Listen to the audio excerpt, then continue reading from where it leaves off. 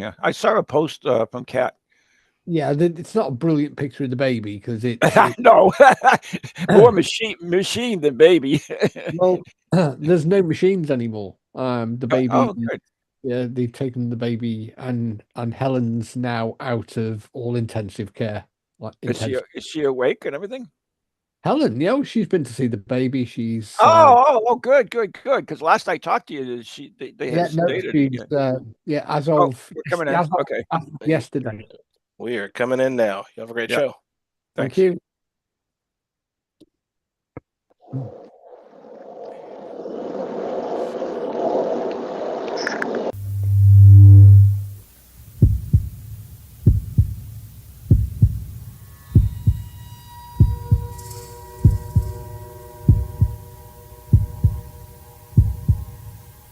Come with us on a journey into the unknown, the unexplained, and the unbelievable.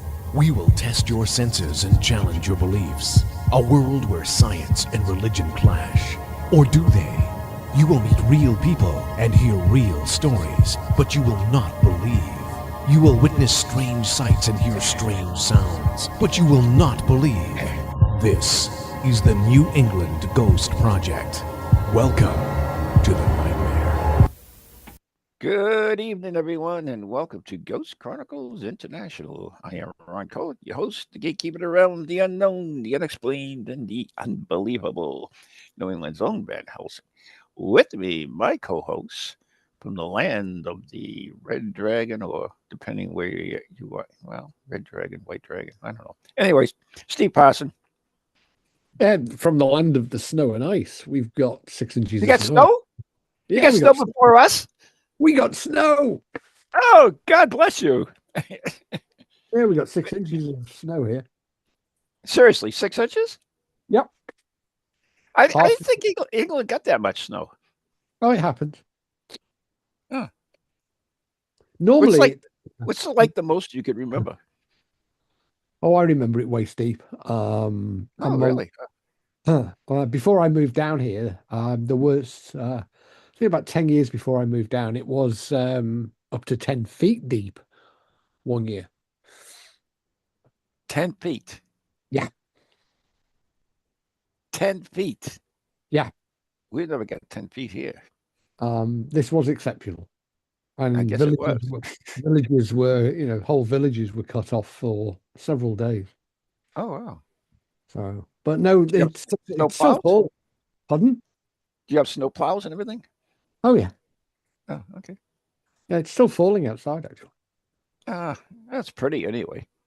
Mixed in with thunderstorms and 60-mile-an-hour winds, it's not so much fun. Still cool. It's something about being inside. Yeah. Well, I haven't been inside. I've been outside. I've just come back from helping set up the ASAP training event that we have this weekend. Oh gosh! just a ways up the road from here. So I've just. Oh, whereabouts? About 10 miles away from where I am in West Wales. I mean, is it in a haunted location or just a hall? No, it's just a big old farmhouse in the middle of nowhere. Oh. It looked spooky, but there's no stories that we're aware of. Yeah, you never know. I'm sure some of these investigators to come in, they'll probably tell you it's like. Well, I'm hoping that they don't, because we're training them to be good, high quality investigators. So, although I have a feeling. A lot of people aren't cut out for that, though, Steve.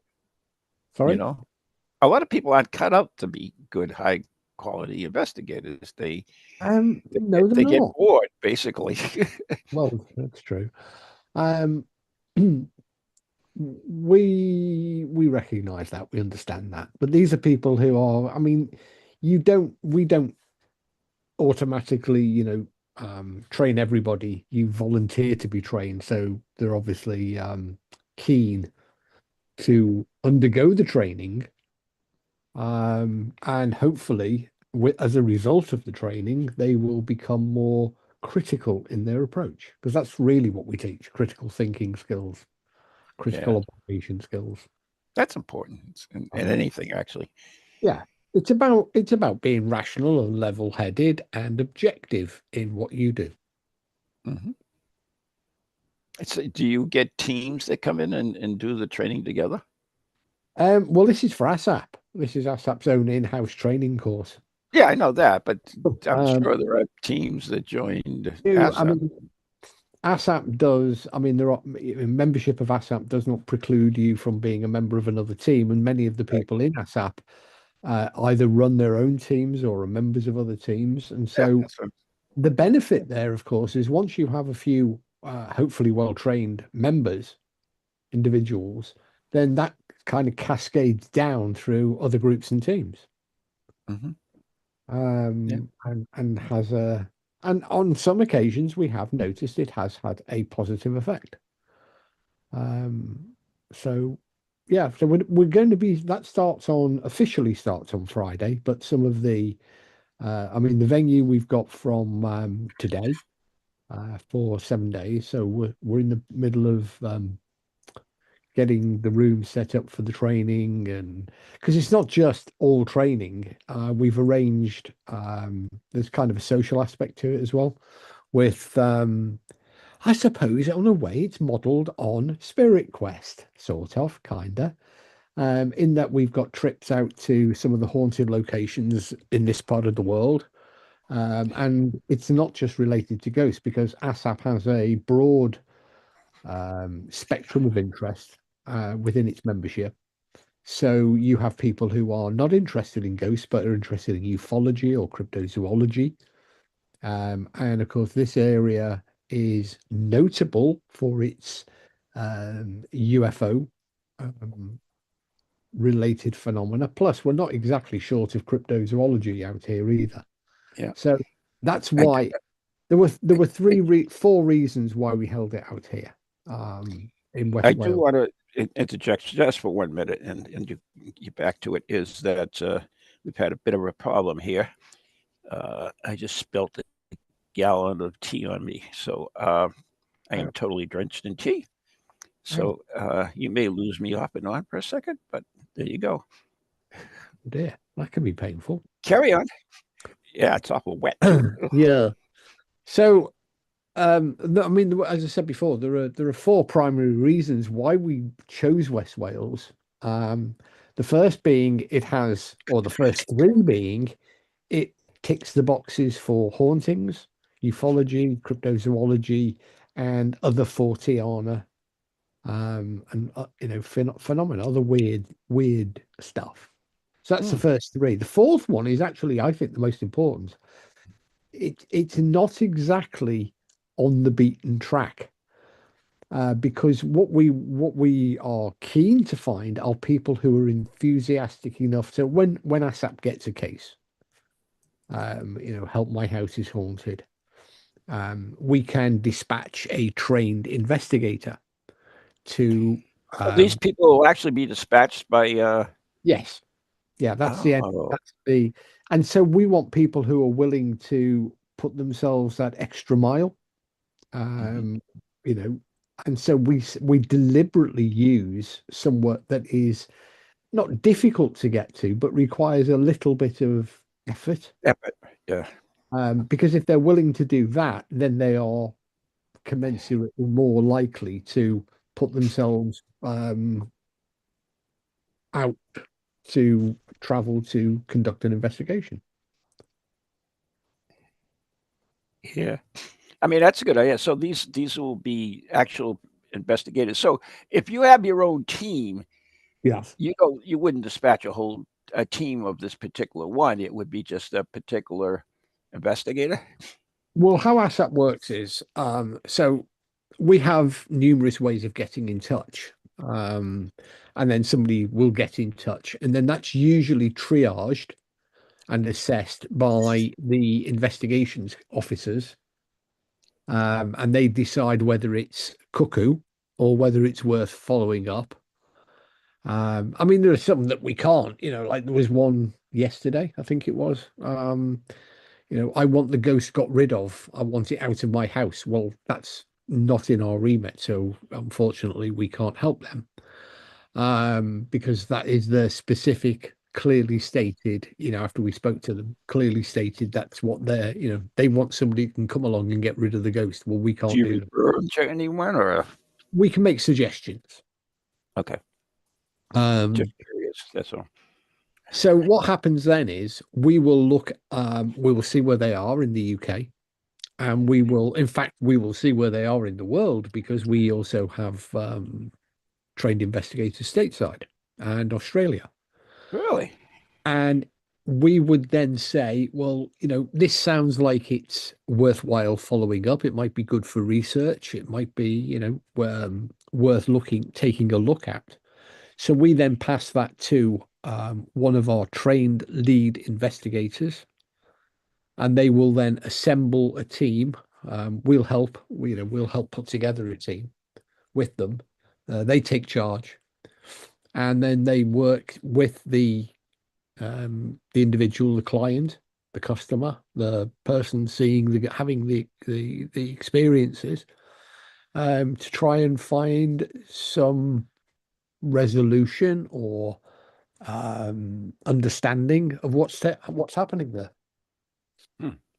And then they write a report for the client, and also we have a file copy, so it for research purposes. Oh, okay. So you do keep track of it. Oh yeah, we have quite an extensive database do you- going back to the 1980s. So the thing is, though, like, do you critique their work, or have you had not the opportunity, but the misfortune to have to remove people from ASAP cases and stuff? It could happen, but we have auditing steps built into the investigation process. So there are three types of auditing that are done. The first is obviously we audit the reports, the interim reports, the case investigations, and the progress of the investigator as they submit their reports. And they're checked and see if they meet our standards. The second level of auditing we do are the spot audits, where the investigation coordinator or the training officer can request all of the documents, so that they can sort of drop in and spot check the process is being done to the required standards. And the third level of auditing that we have is self-auditing. So the investigator, if they feel that they need more input, they can approach the investigation coordinators and say, we need more input, we need more help, we need X, Y, Z, and we can supply that to them. So it's all about maintaining a high quality of in the investigation process, because auditing is important. Monitoring the progress of the investigation. We don't ever just leave them to it. So that's what I was going to ask. Do you like? I mean, are they restrained from like posting their results on Facebook? Oh yeah, or, they're not allowed to do it like that. No. They submit their report only to the client and our okay. area in So archive. these are pretty serious investigators, and It's done. We do it to the highest possible standards, and we seek to maintain those standards, because those standards are, of course, the reputation which we stand behind. right. Yeah, it's pretty interesting, I think, anyway. So that's what So- we're going to be doing this coming weekend. We have another batch of 5 or 6 undergoing the training program. But in addition to that, we also have others who are there because it's the training and activities weekend is what it, because in addition to the training, there's also location visits to, as I said before, haunted locations, locations that are related to ufology. Mhm.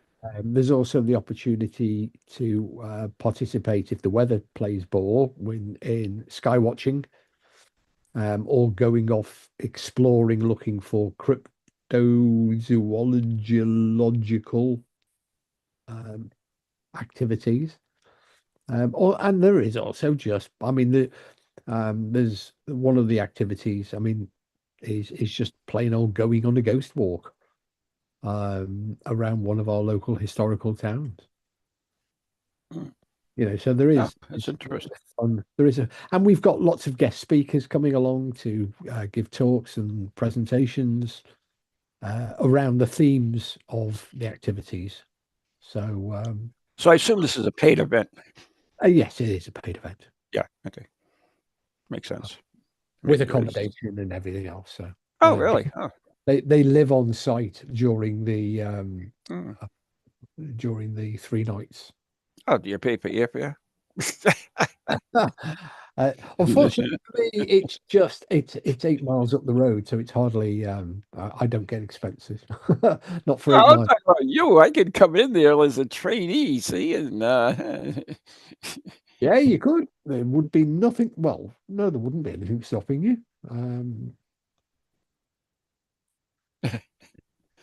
oh, that would be So, fun. hey, there'll be Anyway, another one.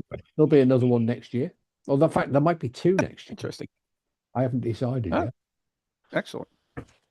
So you're in charge of these then, right? As the training. Well, at the moment, I am. I have two roles in ASAP at the moment. I've been the training officer for 3 years now, and this year is my first year in the role of also chairman.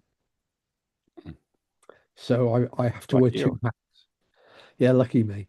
Mhm. I get to wear 2 hats. The training one I enjoy. The chairman's job I take All serious. right. Somewhat, I've got the poison chalice. Okay. So anyway, our favorite subject is back in the news again. 31 Atlas. I did see they found some biologicals on it. Yeah, I mean, it's all over the spectrum. You hear some, I've got to admit, I haven't really been that well up on the news the last week. yeah, I've had some yes, distractions. I understand that.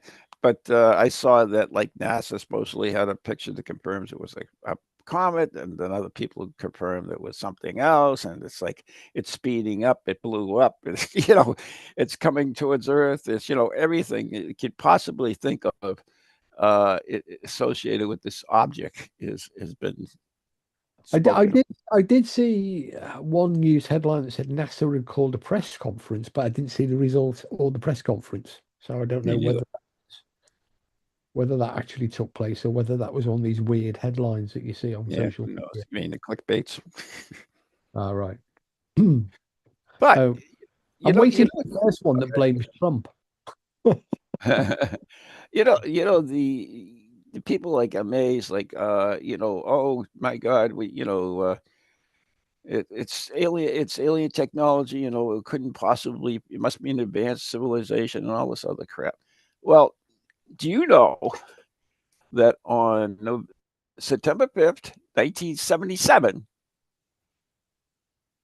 Voyager was launched, Voyager 1. It is now 15 billion miles away from Earth. Yeah. Complete with its LP record. Voyager operates on 69 kilobytes of memory. Yeah. Your smartphone has roughly 8 million times that more RAM. The computer guided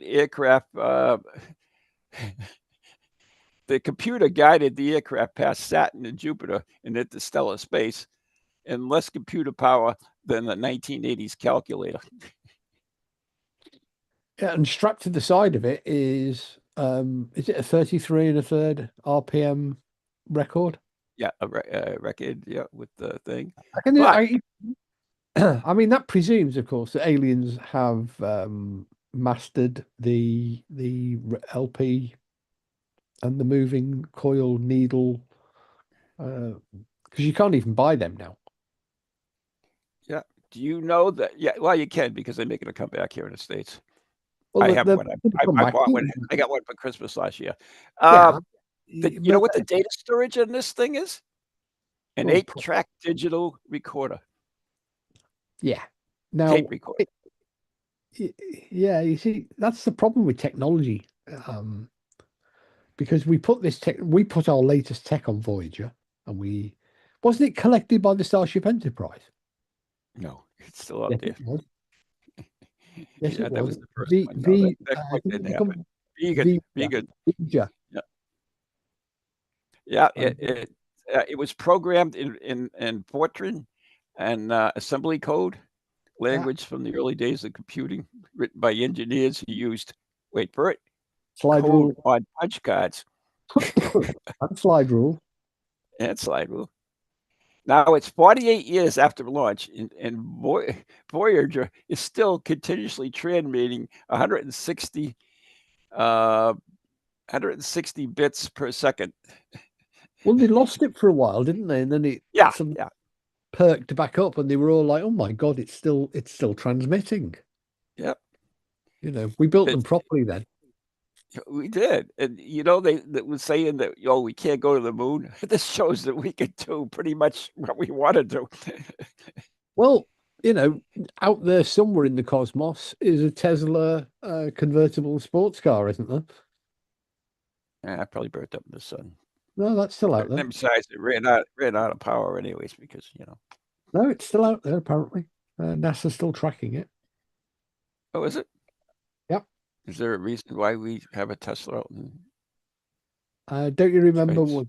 Was it nearly a decade ago now? He shot the convertible up on a Falcon 9 or Falcon Heavy. Yeah, but I don't think the music player that played Starman is still going though. I think they turned that off. That's unreal. I mean, it's amazing though what we can do, and yeah, but it's just therein also lies a problem because we packed it full of our best technology in the 1970s and we whooshed it off into space with an 8-track and an LP record. Now I know from experience that a good many years ago, 30 something years ago, I used to have one of those word processors that saved your writings on a floppy like disk.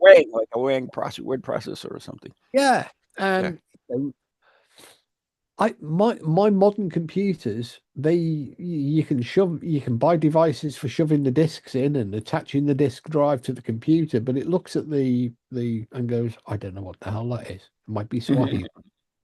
It might be actually on the subject of languages after the break. But so that's the problem with technology. We've shot this thing off into deep space.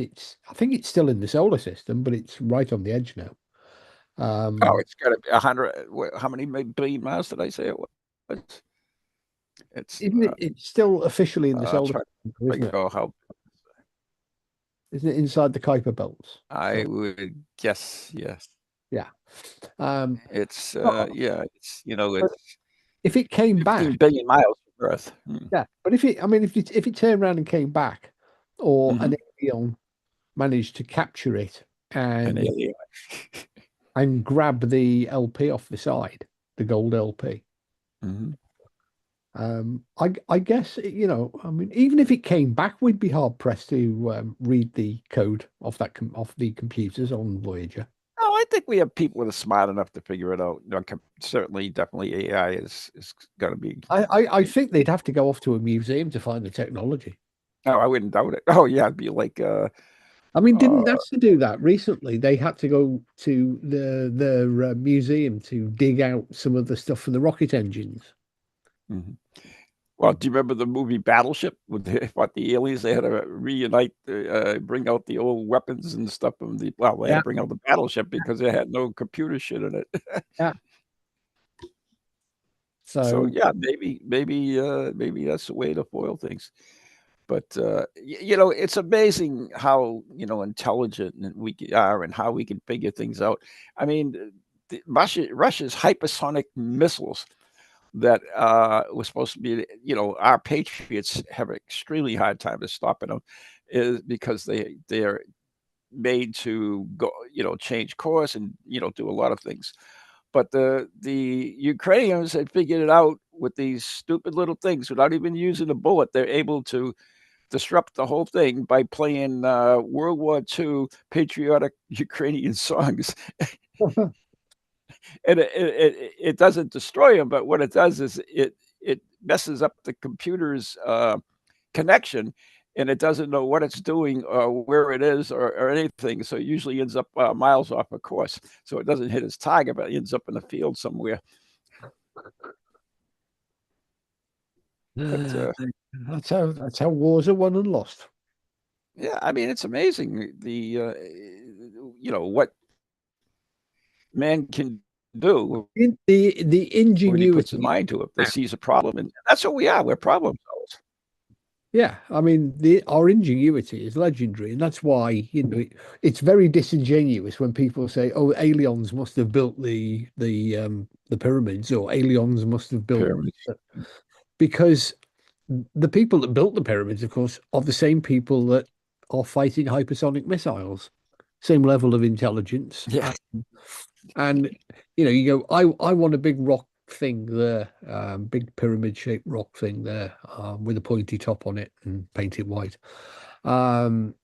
We could figure it out, and especially when these scientists turn around and go, oh well, we couldn't build that with today's technology.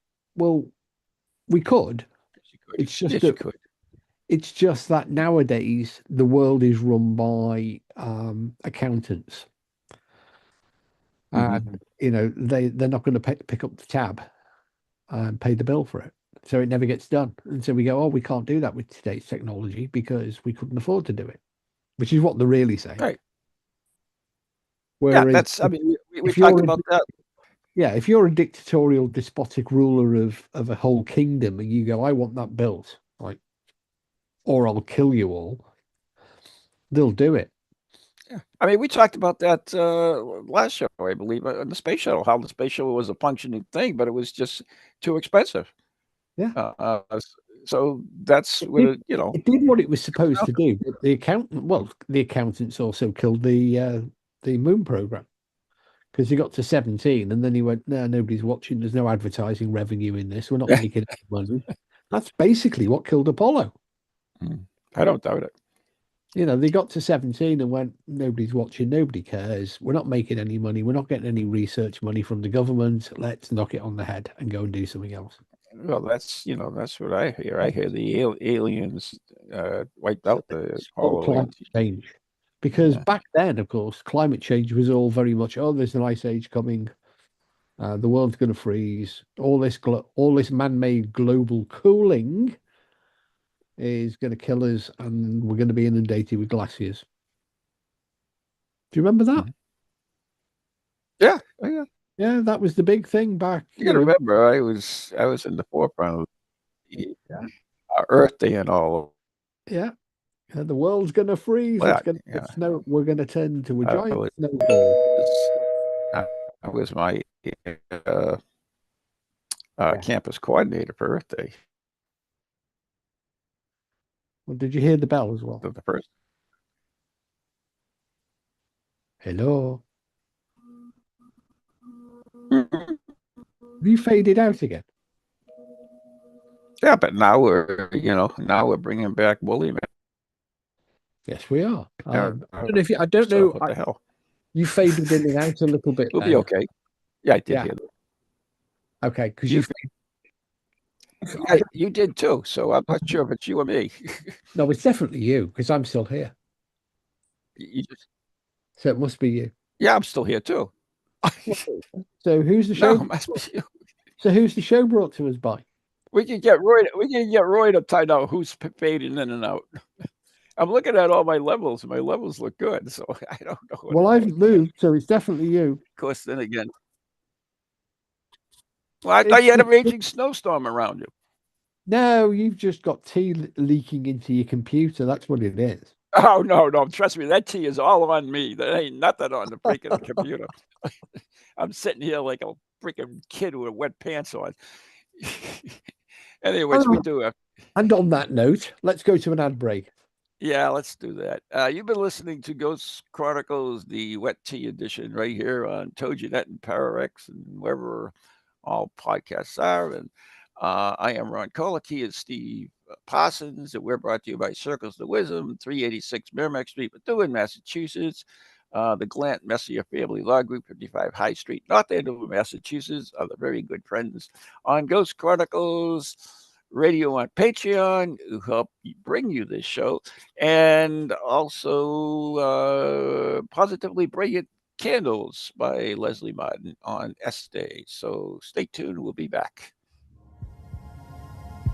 Means Esty. Whatever. Esty. I don't know.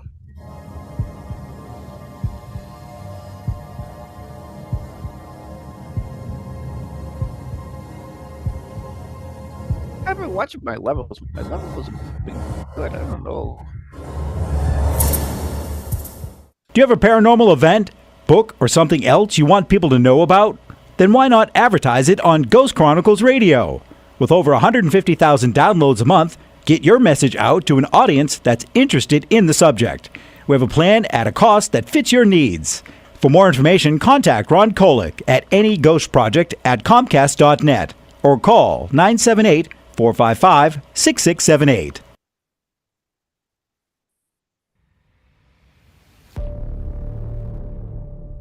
Located in Illinois, there lies a sleepy little town where nothing is a common occurrence. You going to that party in town tonight? Heck yeah! I only turned 18 once. That is until the night of celebration. Where the hell is she? Oh no. No, Jessica!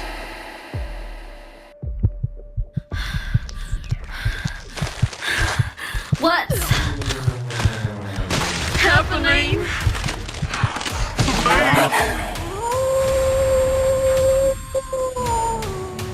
From the creators of Shadowhunters, Bite Me, comes a tale of primal terror and grindcore mayhem. Shadowhunters, kill, Jessica, kill!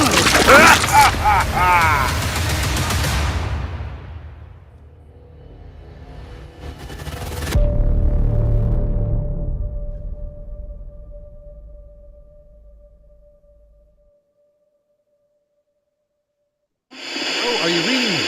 Come in. Hello? Greetings from the Shadow, and welcome to Shadowzine. My name is Jeff Belanger. I'm an author, podcaster, and explorer of the unexplained.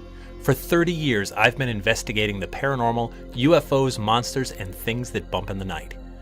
Lately, you may have noticed how major TV networks and even social media networks have been pushing our favorite subject back into the shadows. I say good. That's why I launched Shadowzine, a monthly underground publication that covers your favorite topics in depth by some of the leading writers and researchers out there. If you're looking for 30-second TikTok clips, go somewhere else. If you're ready for a deeper dive, put down your phone and pick up Shadowzine. You can't find it in stores. This is old school print. Head to shadowzine.com and be part of the underground revolution. That's shadowzine.com, and I'll see you in the shadow.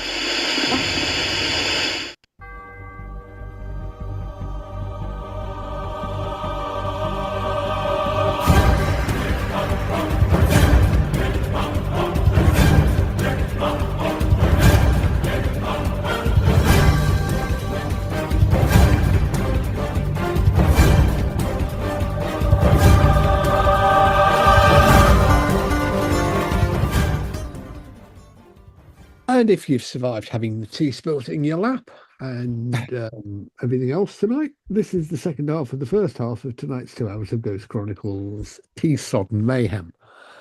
The international one, by the way, for those interested. Coming to you from blizzard-infested Wales. and balmy, sunny New England. No. What is that? Oh, that was a bit weird. Maybe it's a second advert. Already? The end of the show. Must be. Wow. Of Yeah, it ghoulies must be and ghosts, paranormal. long-legged beasties and things like that. It is. It is. From ghoulies to ghosties. Well, what do you know? Well, that was a quick second half. I know that was good. I didn't even get to talk in the second half. That's That a was good thing, the though. second half I can remember. Yeah. Oh, that was funny. But top of the course, this is the first time I dumped that freaking thing on my. I went to the studio at the morning show and right at the beginning of the show, hot coffee, whole thing right in my lap. Had to do the whole show drenched in hot coffee. So now I'm doing 2 hours and drenched in tea. So there you go. What I do.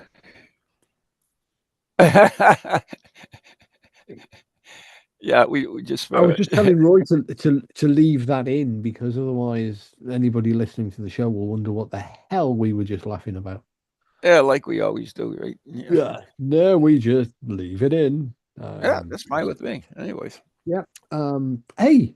Yes. On a separate note, paranormal. With paranormal show. I've been kind of immersing myself in the Bigfoot phenomena. Really? Now this is something I would never ever expect, Mr. Parsons. Well, a bit of a rabbit hole. I saw a documentary on YouTube, and as you can imagine, I've had some late night. For those that don't know what I'm alluding to, I became a grandpa for a granddad for the first time ever in my life. But it was quite a traumatic event because my daughter got rushed in. It was a big emergency. Everything was a baby was born. Blah blah blah. Big fright.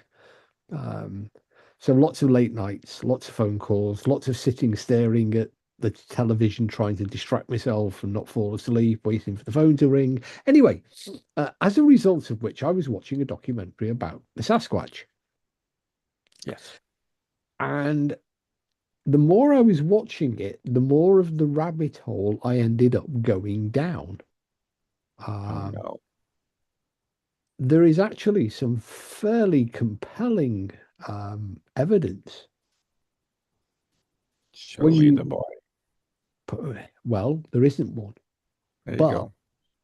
But there are some pretty impressive videos, still photographs, audio recordings. And in the world of AI, you believe in all this, right? No, these predate AI. Some of the experts. You see, I always go with the experts. So if a world leading biologist, what is an expert in Bigfoot? Well, you would go with anthropologists and biologists, etc. Image analysts, acoustic technicians, audiologists. Biologists, no. Anyway, I think that in fact there seems to be more evidence for Bigfoot than there is for ghosts. I think it's just as fleeting. Well, so did I until I started. I mean, most of these people The thing is, it was all based upon, I mean, I remember that famous is it the McGill film? Whatever that one was, yeah. The one where it walks down past the creek. Yeah. Yeah. Which of course it's the famous one, isn't it? Everybody's seen it. It's in every documentary about Bigfoot. Doctor's photo, right? The what? The doctor's photo from Knockers, same thing. Yeah, well, the surgeon's photograph. Oh, that's surgeon's photo, but that's the gold standard. That's the one that started it all. That's it. And with Bigfoot, it's the 1967, is it? No. Video clip. Cine back then. But there is some stuff from 2010, 11, and even as recently as this year, because obviously cameras and technology have improved a great deal. That really doesn't get shown, really doesn't get seen very much, and there are some of it is Why is really that, quite Mr. thought Parson? provoking. Why is that, Mr. Parson? Why isn't it seen? Well, the world's moved on, hasn't it? As our friend Jeff Belanger says, the mainstream media are chasing tic tacs around the sky at the moment. Bigfoot's always been a little bit. It's a bit like the American version of the Loch Ness monster. Everybody would love to believe in Bigfoot, but everybody sort of kind of thinks that, well, no, it's just a great legend, and it's a great thing to have on a T-shirt or a key ring or a bumper sticker. But actually, there is some, I think, fairly credible researchers who are looking at this subject and coming up with some fairly interesting and thought-provoking Do you know what their main theory is, right? That these are now dimensional beings, which is why we have no proof for them at all, why they disappear and everything else. They just zap right out to another dimension, and there you go. I did see a documentary that proposed that, and that kind of was a bit rubbish, because it didn't make a lot of sense. What does make sense, given the vast size of some of the American forests, is that is it feasible, that even today, and that was always the thing. Well, how, America's got 200 odd million people in it, and yeah, but we got areas that probably no human's ever been in before. Well, exactly, and that's the thing, because you could. I mean, we have a native population of black cats in this over here in the UK. Mm-hmm. I think it's generally accepted now that's the case. We also have wallabies and other weird stuff as well. And one of the London parks is infested with Australian parakeets. Yeah, but those you can find source of. Those are legitimate. Yeah. They're not cryptoids. Britain, They're actual creatures that were brought there. Well, no, I was using that. I wasn't using them as part of the defense. The case for the defense is that we have a resident population of non-native large cats in the UK. Yes. I will take your word for that, because I don't know that for sure. I don't believe I've ever met anybody who has produced a body, or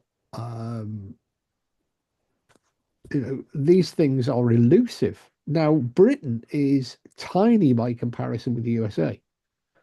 And if we can't find a few pussycats, but now you're really looking for them. Well, yeah, there are people here who are looking, but we can't find these pussycats, and we know they're out there. Yet, have you ever brought a big game hunter in to look for a pussycat?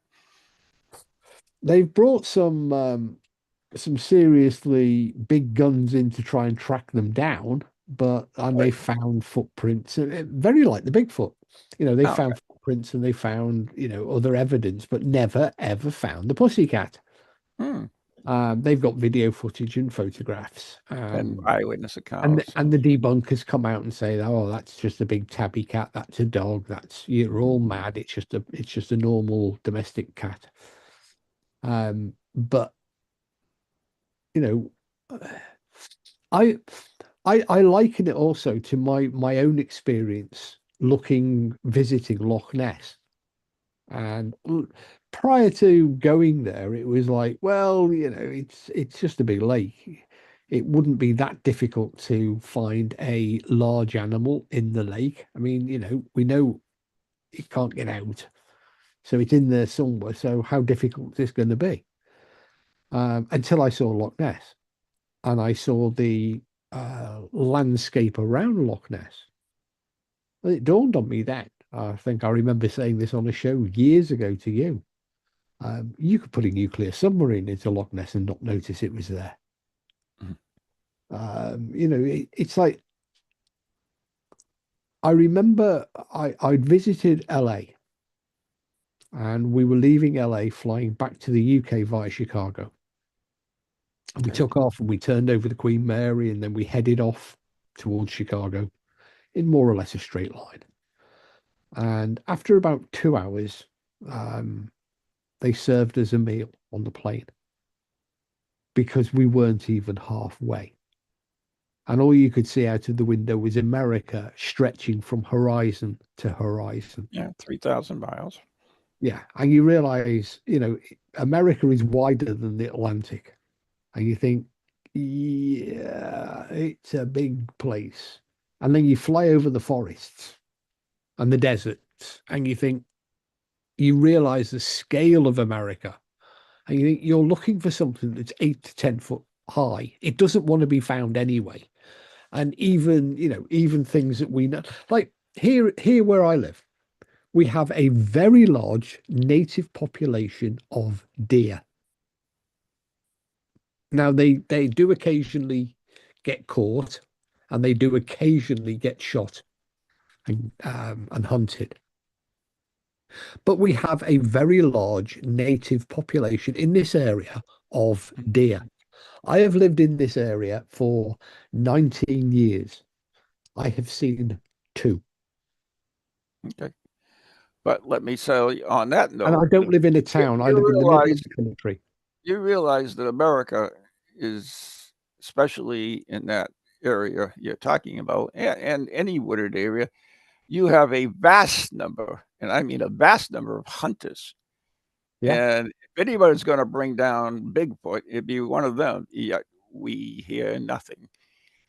No, I mean there was actually a guy who claimed to have shot Bigfoot, and that was his claim anyway, and he accidentally lost the body or something. But of course he did. But what's interesting is, particularly with the more recent evidence that's coming forward, you're looking for the first time at 4K quality video that you can actually do something with, and some very high resolution photography. And the experts go, oh, well, yeah, no, it can be debunked. And then when you actually look at the debunking, you realize that the debunker is the one who's making mistakes, and that they are quite obviously just desperately debunking something that clearly is anomalous. Yeah, but the problem with today is there are so many hoaxers out there. I mean, how many door camera things that we get there? You'll see all kinds of weird stuff. But 99%, if not all of them, are hoaxes. Pure hoaxes. No, you're absolutely right. Whether it's that higher percentage, but yeah, no, you're absolutely right. We have, and this is the problem that relates to ghosts as well, because we have so many closed circuit television Ring doorbells. We have Especially UK, right? And America too. I mean, America probably has more internal or domestic CCTV systems in the houses than we do. Municipality type stuff, right? No, I'm talking about in people's houses. Lots of people way more people. On the outside, though, you have more. You have like all your highways get cameras and stuff. Yeah. But one of the things that you do see in America is American homes often have CCTV, which is we don't have over here. And CCTV. Yep. Yeah, we don't have that over here, not to that extent.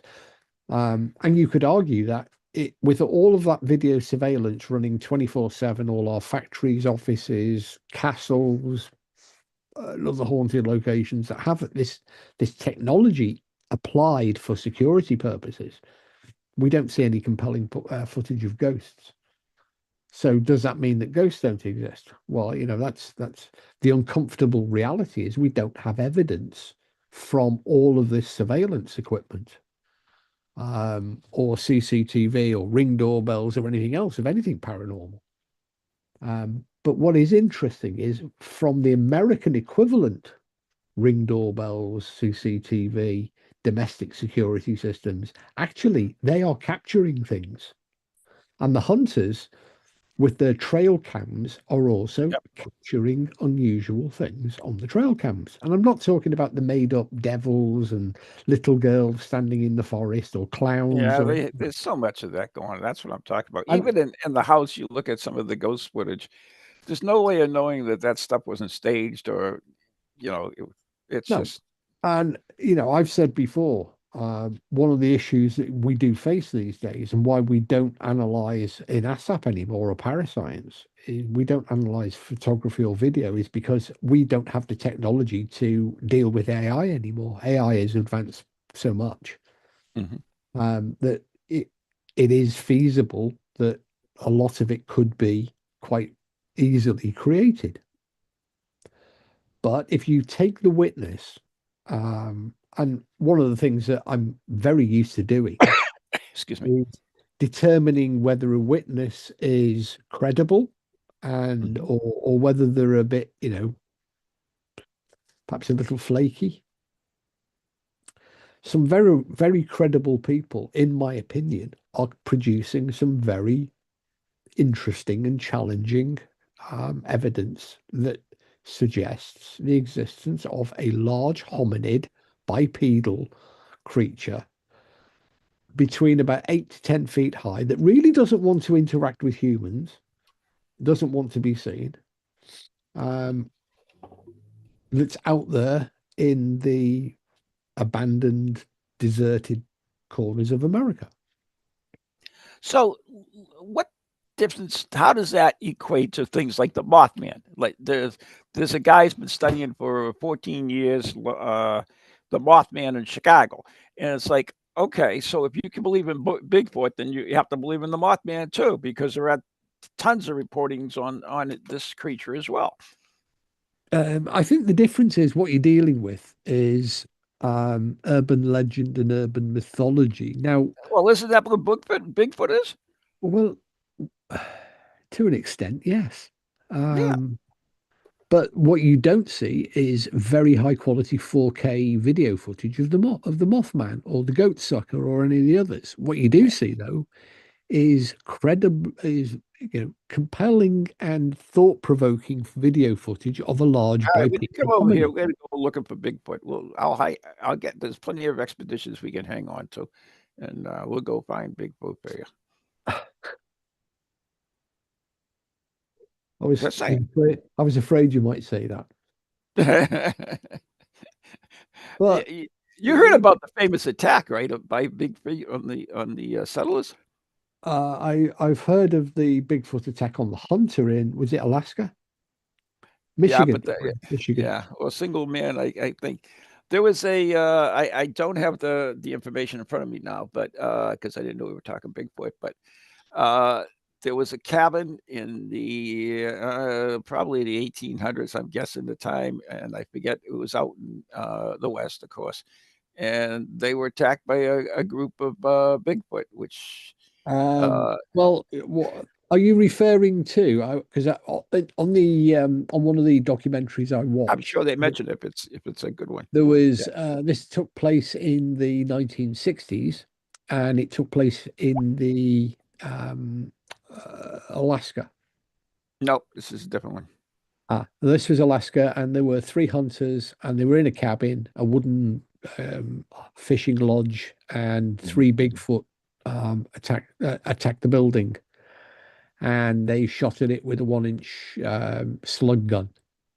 And yeah, this one fired a lot of rounds because they had several guns in the place. Yeah, there was a second gun. There was a 30 knots. Maybe it is the same. I don't know, but it's well. Anyway, they interviewed on the thing. They interviewed one of the hunters.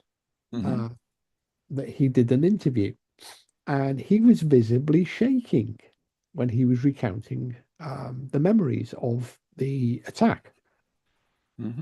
Now, he could have been acting. He could have been, completely believing in the experience, even though it never took place. One will never know. But it was thought. The whole thing was thought provoking, and God knows we love a mystery. Oh, we do. So anyway, that was what was helping keep me stay awake at night. Yeah, I mean, Bigfoot is an interesting subject. I mean, they study it as much as a lot of people are really into it. They try to do it scientifically as best they can. But now they're talking stuff factually about Bigfoot, how to communicate and all this other stuff. I mean, I remember the morning show. I had this account by this woman that claims that she was in telecommunication with Yeah, Bigfoot. you see, His name was unfortunately, Chewy, by the way, just to let you know. yeah, Yeah. unfortunately, it does attract it attracts a wide number of people, some of whom may be on the fringes. Mhm. All right, we gotta go, so we'll have to leave Bigfoot for another time. Maybe we'll do a show on it. Maybe I'll dig in some more deeper That'd be on cool. my. We That'd be could do cool. that. Yeah, we'll try it next week. Maybe we could finally, because I've interviewed tons of people who are. Yeah, because we haven't done Bigfoot before on this show, really. It's a bit like All right. Well, do you want me? I can bring a guest in too if you want. I can. Yeah. I can't do it next week because you've got Thanksgiving. Oh yes, right. Unless Next you want week. to do, No, the next show. next week we won't be here, by the way, folks. So that's the way. Give thanks. Give thanks. We're not here next week. Yeah, that's a good way of looking at it. All right, we got to go. You've been listening to Ghost Chronicles, the Bigfoot edition with Steve Parsons and Ron Kolick right here on. Yes, I'm more interested in the UFOs than the Bigfoot now. That's funny. And you, anyways, okay, there you go. Stay tuned for Ghost Chronicles Book of Shadow with Marla Brooks and myself. So there you go. Good night, everyone, and have a happy Thanksgiving. Happy Thanksgiving. Go and dry up with that. Get that tea mopped up. Nah, I still got another freaking hour. Ugh.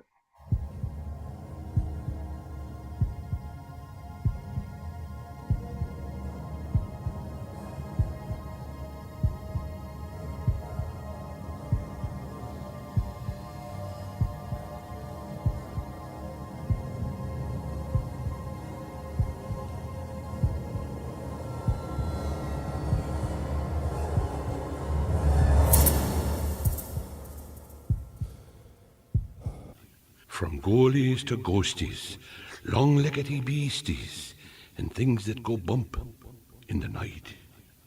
Deliver us, good Lord.